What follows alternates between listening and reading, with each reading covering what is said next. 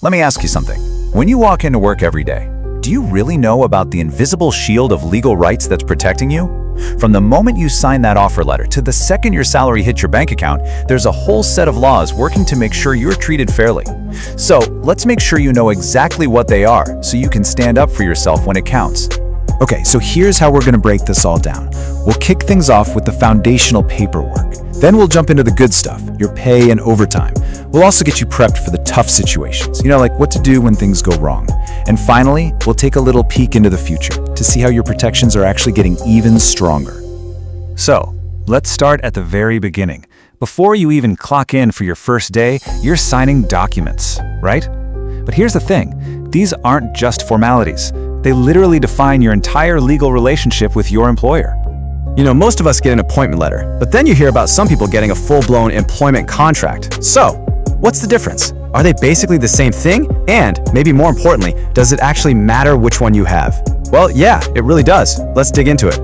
And this is where it all clicks into place. You can think of an appointment letter as just a welcome aboard note. It's got the basics, your title, start date, salary. But an employment contract, that's the real deal. It's the detailed rule book for your entire job, covering everything from how you can be let go to how you'd handle a dispute. And the key part is, it's an agreement you both sign off on. So this is exactly why you want a detailed contract. It's basically your safety net. It gives you crystal clear expectations, way more job security, and protects you from sudden changes. Most importantly, it gives you a clear legal path to follow if things ever go south. It turns those vague promises into solid, enforceable terms. All right, so we've got the paperwork sorted. Now let's get to the part we're all really interested in, getting paid. But here's a little surprise for you. The law has a very, very specific definition of wages, and I'm willing to bet it's not what you think it is. Yeah, see, according to the new code on wages, the term wages isn't just your take-home pay. It's a very precise calculation of your total earnings. And you might be thinking, okay, why does this technical detail matter to me? Well, it matters a lot, because this one definition is the key to pretty much everything, from how your Provident Fund is calculated to how much you're owed for overtime. And this chart breaks it down perfectly. See? Your basic pay and your dearness allowance, they're in. But other big chunks of your salary, like your HRA and your employer's PF contribution, nope. They're legally excluded from this core definition. And this isn't just random accounting. It's super important because it directly affects how a bunch of your other benefits are calculated. Let's be real, we've all been there, right? Staying late to hit a deadline. But here's the thing you have to remember. That extra time isn't just you being a team player, it's work. And it's work you are legally entitled to be paid for. So let's look at the hard numbers on this. Burn this number into your memory, 2x. It's not 1.5 times your pay, and it is definitely not your normal rate. For any work you do past the standard 8-hour day or 48-hour week, your employer must pay you at double your normal hourly rate. This isn't some nice company policy or perk, it is the law. And look, this isn't just my interpretation. It's right there, in black and white, straight from the legal code. It's written directly into the law, which means no internal company policy can ever override it. It's a fundamental right, plain and simple. So, are you wondering if you're being paid correctly? It's actually pretty easy to check. Here's a simple 3-step formula. First, take your monthly basic salary and divide it by 26 to get your daily wage. Got it? Okay, then divide that by 8 to find your hourly wage. And finally, just multiply that hourly rate by 2 for every single hour of overtime you've put in. It's really that straightforward. Okay, now we're going to get into the stuff we all hope we never have to deal with, but absolutely need to be prepared for. What happens when your salary is late? Or even worse, you're suddenly let go without any warning? Well, the law gives you clear steps to take.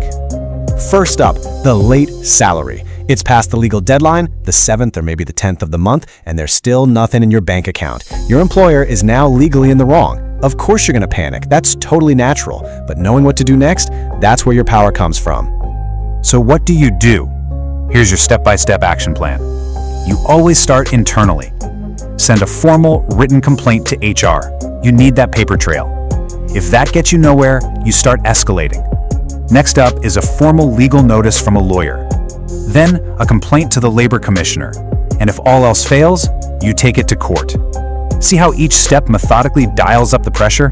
That's the process. Okay, on to the other really stressful one, being fired out of the blue.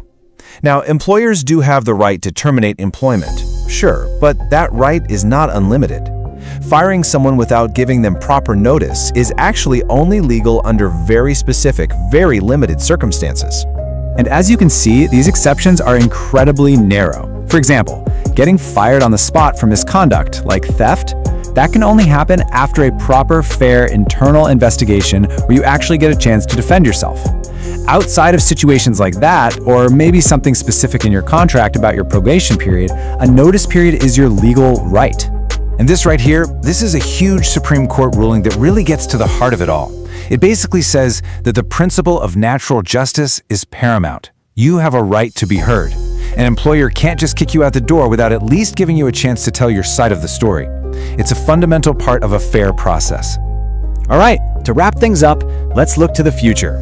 The labor laws in India are going through this massive overhaul right now, where dozens of old laws are being combined into 4 new, streamlined codes. And the good news is, these changes are actually bringing in some significant new protections for people like you and me. Yeah, one of the biggest shifts is happening in the new Industrial Relations Code.